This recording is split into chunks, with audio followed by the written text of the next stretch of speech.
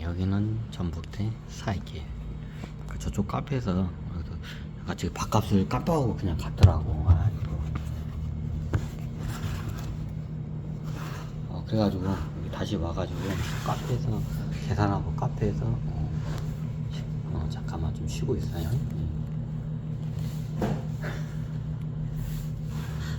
자, 어디까지 했지 내가 강의를? 지도자와 관료.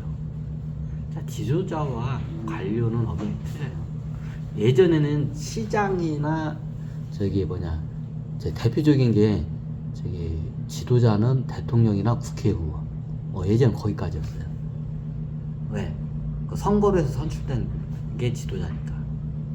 근데 관료는 뭐예요? 관료는 채용을 해가지고 어떻게 돼요? 채용을 해서 그냥 회사 과장, 부장 올라간 게 이게 관료예요. 그러면 예전 같은 경우에는 우리가 지금 도지사 같은 경우에는 어떻게 돼요? 다 선거를 해서 뽑죠. 자, 얼마 전까지만 해도 도지사는 어떻게 돼요? 다 공무원들이 그냥 했어요. 승진하면 도지사도 했어요, 공무원들이. 임용을 하거나 하여튼 그런 식의 거의 공무원들이 했다고. 시장도 그렇고. 오실 때 대형버스도 안 밀리고 그냥 봉고차 두 대로 이렇게 했나 봐요. 자, 그럼 뭐냐? 예전에는 도지사나 시장들이 뭐예요? 관료였어요. 예전에는 도지사나 시장이 뭐예요? 관료였어요. 자, 그 지역민들의 선출돼서 뽑힌 게 아니잖아. 그죠? 그러면 관료예요. 이걸 관료제라고.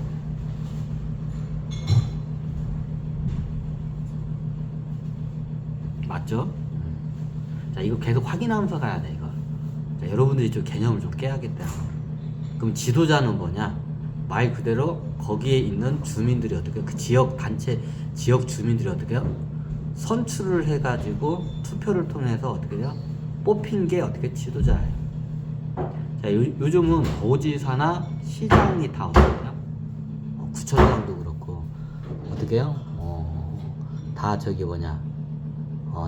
지도자죠. 선거로 뽑혔기 때문에.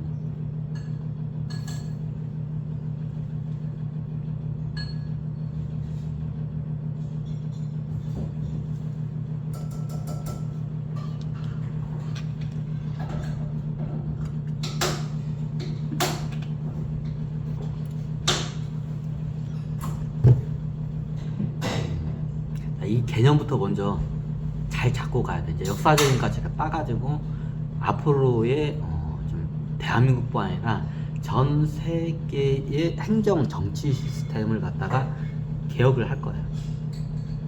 지금 대한민국부터 하려고 하는데 대한민국이 제일 어떻게 돼요? 이게 저항이 있어요.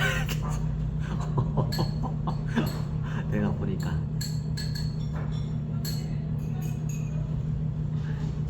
자, 지도자와 관료를 정확히 이걸 갖다가 구분을 할 줄 알아야 돼요.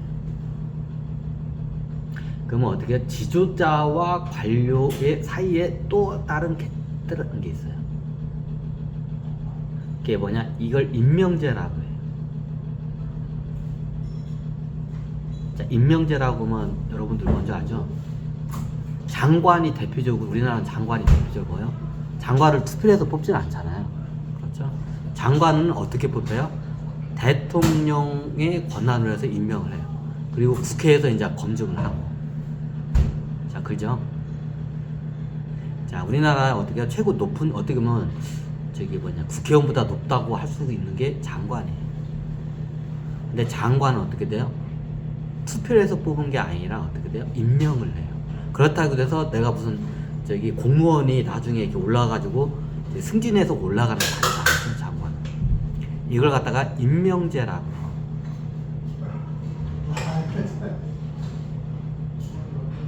자, 이게 몇 가지에 대해서 좀 여러분들 이 용어를 정확히 알아야 이제 다음 제 강의가 이제 이해가 돼요.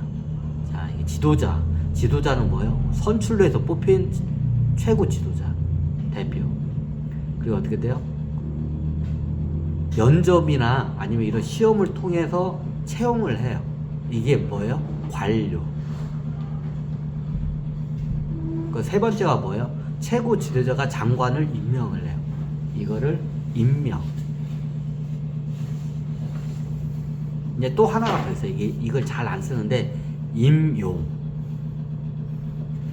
자, 우리가 임용하면 뭐 임용고시 할 때 임용 원래 그 용어를 잘못 쓰는 거예요. 자, 임명이란 거는 뭐예요? 임시란 뜻이 임시적으로 명한다. 임시적으로 명한다는 뜻이에요. 이게 임명의 약자예요. 임시적으로 명한다. 이 사람한테 이 직책을 임시적으로 명한다. 그러니까 장관이 그게 평생 해먹는 게 아니잖아. 어떻게 돼요? 그 기간이 짧잖아요. 임시적으로 명해서 임시적으로 명해서 그 자리를 갖다가 앉아 있는 게 이게 임명체예요. 임시적이란 뜻이야. 앞에 임시적. 명령할 때 명. 임시적으로 명령을 해서 그 자리에서 뭔가 일을 해요. 장관이. 그걸 누가 임명을 해요? 대통령이 임명을 해요. 우리나라 같은 경우. 근데 이게 지금은 용어를 잘못 썼는데 임명 말고 임용이라는 말이 있어요. 자, 임용은 뭐냐? 자, 임은 똑같아. 임시적이라는 뜻이에요. 임용. 임시적으로 용. 이게 용병의 약자, 용병의 저 약자. 용병의 용이 뭐냐면, 용이하게 이용을 한다. 이용할 때 용. 용이하게 이용할 때 용이에요. 임용이. 임시적으로 용이하게 쓴다. 이게 임용이에요. 어머.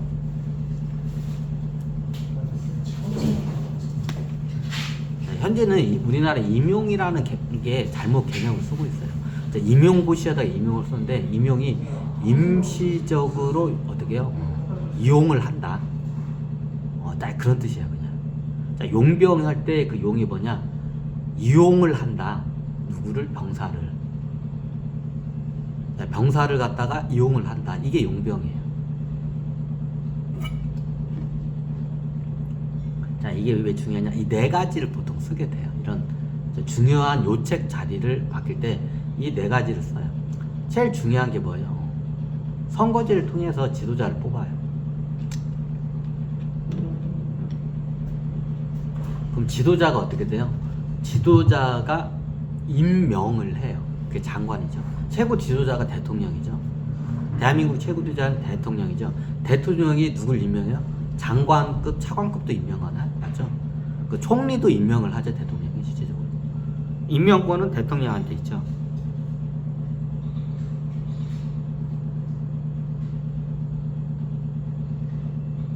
그럼 국회는 임명권이 있나요? 원래 국회도 임명권이 있어야 돼요. 자, 국회는 어떻게 해요? 감사권을 일종에 갖고 있어요.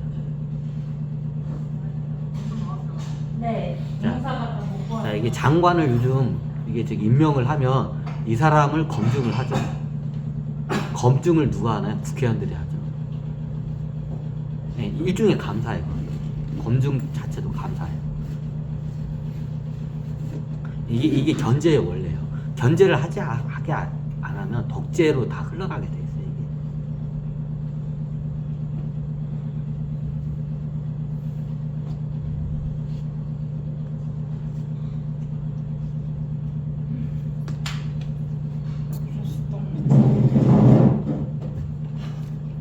자, 개념을 먼저 잘 이해해야 돼요. 현대 사회의 관점으로 보면 이게 좀 많이 다르게 이게 표현하는데 사람을 사람을 중요한 장급 자리에 올리는 데에서 이 네 가지의 용도를 많이 써요. 지도자, 관료, 임명, 인용. 이 네 가지의 개념을 정확히 이해를 하셔야 돼요. 자, 우리 조선 시대는 어떻게 되냐? 전형적인 관료제였어요. 우리 동양은 왕이나 황제가 다스리기 때문에 대부분 뭐예요? 관료제예요. 임명제는 있나요? 임명제는 없다고 보면 돼요. 우리가 뭐 좌의정, 최고 높은 재상이 영의정, 좌의정, 우의정이죠. 솔직히 지금 사전 이걸 어떻게 설명해야 하나? 그러면 이제 영의정, 좌의정, 우의정은 그러면 그게 관료제인가요? 임명제인가요? 두 가지 성격을 다 갖고 있어요. 자, 관료인데 관료가 올라오다가 나중에 저기 왕이 저기 어떻게 보면 저기 세 명의 재상은 좌의정, 우의정, 영의정 어떻게 돼? 세 명의 재상은 어떻게 해요? 저기 뭐냐 그 판서급 중에서 임명을 해요. 보통 판서급들이 있어요. 최고 판서가 장관급이라고 합니다. 지금 따지자. 병조 판사가 예를 들면 국방부 장관이야. 그런 개념이래요. 자, 예전에 조선시대에 따른 판서급이 있어요. 판서급 위에고 왕 사이에 누가 있어요? 제3 총재제라 해서 세 명의 총재가 있어요. 그게 누구냐? 좌의정, 우의정, 영의정. 이게 제3 총재제예요. 그럼 이 제3 총재제는 관료제냐? 아니에요. 임명제예요. 임명제인데 어떻게 해요? 판서까지 올라온 사람 중에서 임명을 해요. 그래서 관료제와 임명제가 두 개의 성격을 다 갖고 있어요. 좌의정, 우의정, 저기 영의정은. 자, 왕은 혈통이 돼야죠. 혈통제라고 하죠, 이거는. 음소제기 때문에 이거는 뭐, 그냥 저거 넘어갈게요, 패스. 한번 꼭 할까?